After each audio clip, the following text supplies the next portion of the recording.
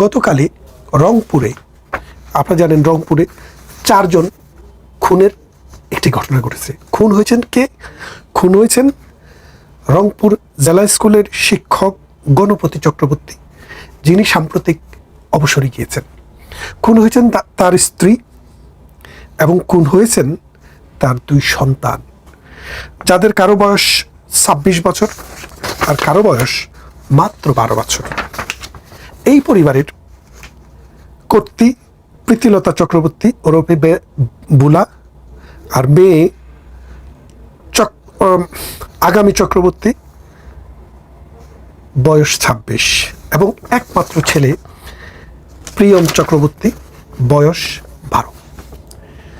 এই 4 জনকে নির্মমভাবে হত্যা করার একদিন পর বাংলাদেশের পুলিশ একটি ইনকোয়ারি দিলেন, এটি তথ্য দিলেন আমাদেরকে যে আরও 2 জন হিন্দু ছেলে, তারা যুবক নয়, তারা কিশোর, যাদের বয়স এখনো 18 বছর হয়নি, তারা ইয়াবা সেবনে বাধা দেওয়ার কারণে পুরো পরিবারটিকে হত্যা করেছে।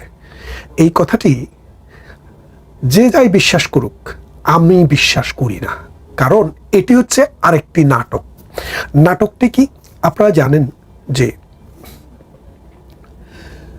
ওই যে একটি বাসে, ঢাকায় যখন একটা বাসে হামলা হয়, ওই বাসে হামলার পর পেট্রোল বোমা হামলা হয়, সেখান থেকে, এবং আরও একটি ঘটনা আছে 21শে আগস্টের গ্রেনেড হামলা মামলা।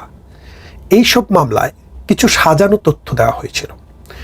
এবং বিশেষ করে আপনারা একটি নাটকের কথা জানেন, তার নাম হচ্ছে জজ মিয়া নাটক।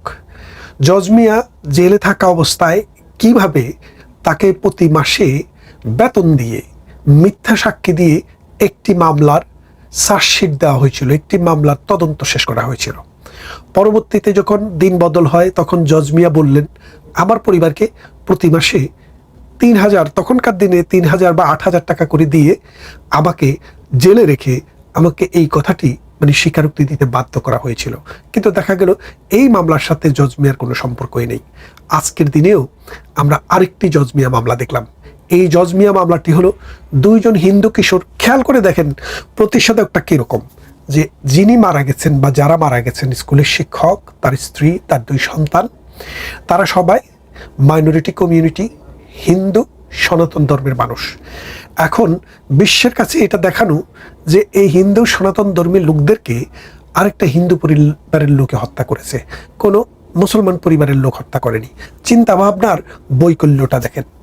হত্যাকারী সে হিন্দু হোক আর বৌদ্ধ হোক আর খ্রিস্টান হোক, সে মুসলিম হোক, তাকে কিন্তু যথাযথ সাক্ষ্য প্রমাণের ভিত্তিতে কিন্তু সাব্যস্ত করতে হবে। কিন্তু বাংলাদেশে ওই জজ মিয়া নাটকের ধারাবাহিকতা, তারেক রহমানের সময়ে এটাই হবে, আমরা এটাই বিশ্বাস করি। এবং আরেকটা জিনিস খেয়াল করে দেখেন যে 21শে আগস্টে এত বড় গ্রেনেড হামলা, ওই গ্রেনেড হামলায় 21শে আগস্টে টোটাল 31 জন লোক মারা গিয়েছে, 22 জন কিন্তু জায়গায় মারা গিয়েছিল। বাংলাদেশের তৎকালীন বিরোধী দলীয় নেত্রী, পরবর্তীতে প্রধানমন্ত্রী জননেত্রী শেখ হাসিনাকে উদ্দেশ্য করে এই গ্রেনেড হামলায় যারা অংশগ্রহণ করেছিল তাদেরকে নানানভাবে বাঁচানোর চেষ্টা করা হয়েছিল। পরবর্তীতে 24শে আগস্ট যখন জঙ্গি হামলায় সরকার পরিবর্তন হয়, তখন সেই জঙ্গিরাই সরকারকে এবং কোর্টকে ডিকটেশন দেয় যে এই মামলায় কাউকে কনভিকশন দেওয়া যাবে না, যার কারণে তারেক রহমান সহ বাবর সহ যে জেলে ছিল তাদের সবাইকে বেকসুর খালাস দেওয়া হয়। এই যে বাংলাদেশ, এই যে হত্যার বিচার না করে দায় মুক্তি দেওয়ার যে সংস্কৃতি জিয়াউর রহমান চালু করেছিল, সেটা কিন্তু এখনো চলমান। খেয়াল করে দেখেন, আপনারা অনেকে প্রশ্ন করবেন জিয়াউর রহমান কিভাবে শুরু করলো? হ্যাঁ, জিয়াউর রহমান শুরু করেছিলেন। কিভাবে করেছিলেন? বঙ্গবন্ধুকে হত্যা করার পর মোস্তাক আহমেদ একটি অধ্যাদেশ জারি করেছিলেন, তাও জিয়াউর রহমানের অধীনেই ছিলেন মোস্তাক। তো ওই অধ্যাদেশটি আপনারা জানেন, বাংলাদেশের সংবিধান অনুসারে সংসদ চালু হওয়ার 6 মাসের মধ্যে যদি কোনো অধ্যাদেশ সংসদে আইন দ্বারা সংখ্যাগরিষ্ঠতা দল যদি সেটা পাশ না করে, তাহলে সেটি আর আইন থাকে না। তো মোস্তাক 87 দিন ক্ষমতায় থেকে যে আইনটি করেছিল, সেটি জিয়াউর রহমান যখন বিএনপির পার্লামেন্ট হয়, সেই পার্লামেন্টে পাশ করিয়ে বাংলাদেশকে কলঙ্কিত করেছিলেন। সেই কলঙ্ক ঘোচাতে আওয়ামী লীগ 96 সাল পর্যন্ত অপেক্ষা করতে হয়েছিল। ঠিক তেমনি এখন আবার জিয়াউর রহমানের ছেলে কি করলেন?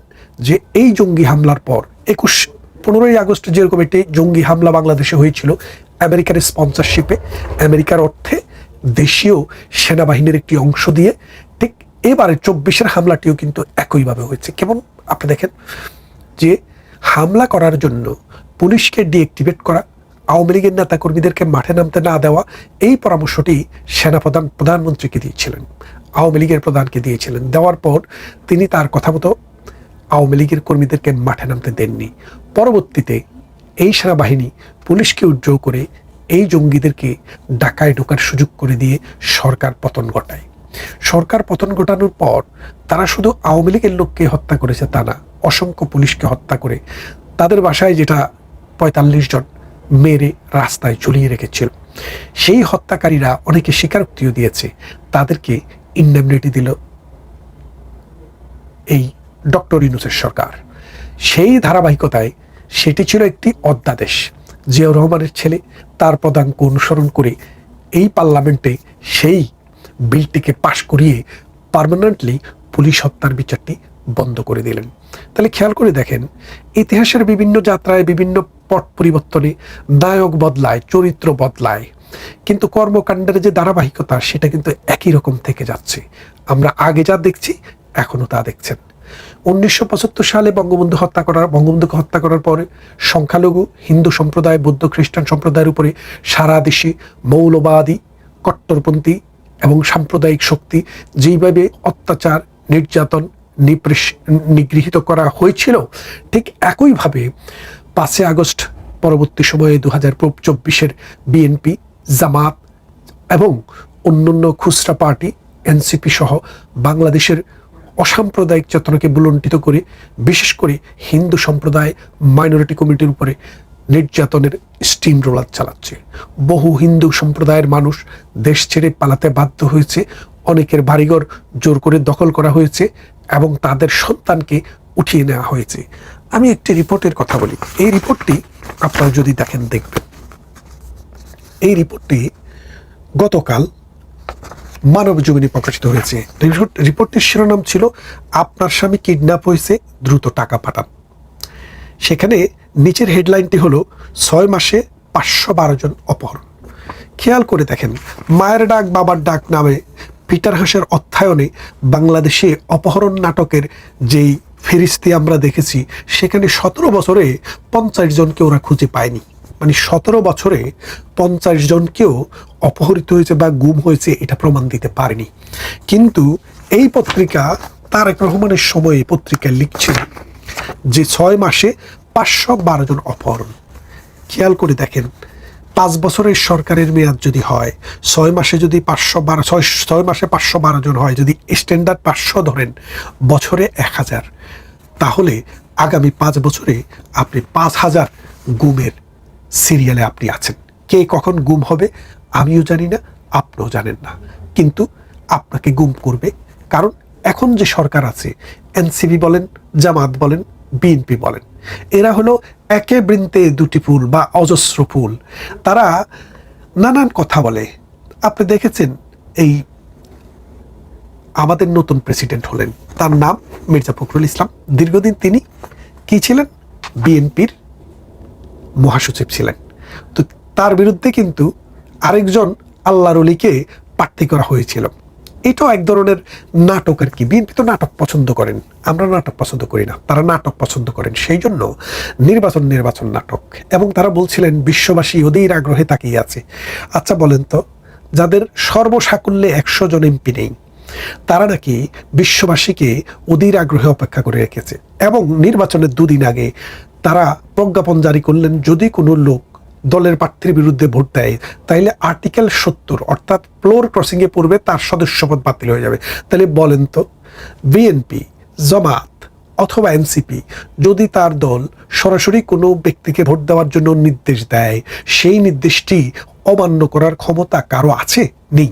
তাহলে এই যে প্রহসন, শেখ হাসিনা এইসব প্রহসন বিশ্বাস করেন না, নাটক পছন্দ করেন না, তারা একের পর এক নাটক করছেন।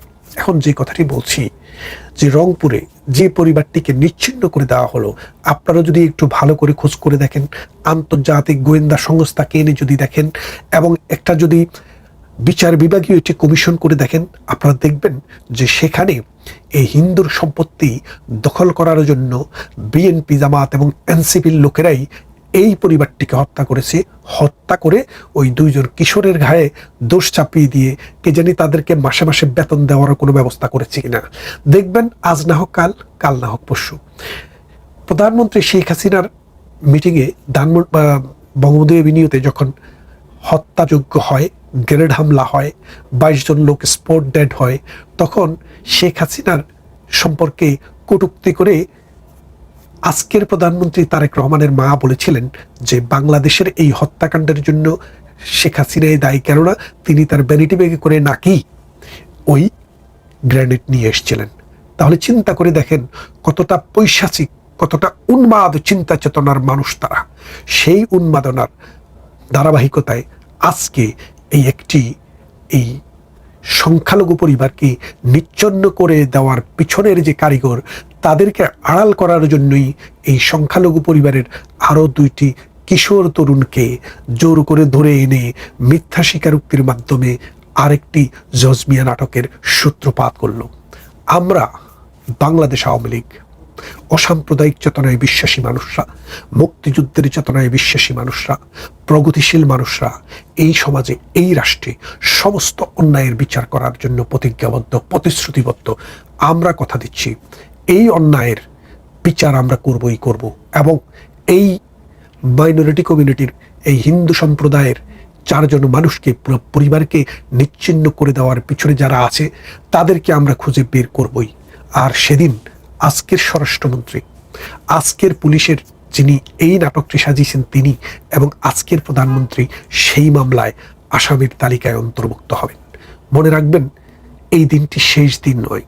ইতিহাস নানান বাঁকে বাঁকে আমাদেরকে নানান জায়গায় নিয়ে যায়, কিন্তু ইতিহাস তার পাতাকে মুছে দেয় না কখনো। বাংলাদেশে আজকে যে সাম্প্রদায়িক শক্তির উত্থান হয়েছে, এখানে মসজিদ নিরাপদ না, এখানে মন্দির নিরাপদ না, এখানে গোরস্থানও নিরাপদ না, এখানে আমাদের শিল্পীরা নিরাপদ না, এখানে আমাদের যে কবরে যে লাশ, সেই লাশও নিরাপদ না। আপনারা দেখেছেন বাংলাদেশে ইসলাম ধর্মের বিকাশ ঘটেছে পীর ফকির দরবেশ আউলিয়াদের মাধ্যমে, সেই আউলিয়াদের মাজারও আজকে নিরাপদ না। এই নিরাপত্তাহীনতার তালিকায় যারা যারা আছেন সবার প্রতি আমার সমবেদনা। কিন্তু বিশ্বাস করুন, এই সমাজ, এই রাষ্ট্র, এই দেশকে অসাম্প্রদায়িক চেতনায়, সুন্দর চেতনায়, মুক্তিযুদ্ধের চেতনায় যদি ফিরিয়ে আনা না যায়, তাহলে এই সমস্যার সমাধান হবে না।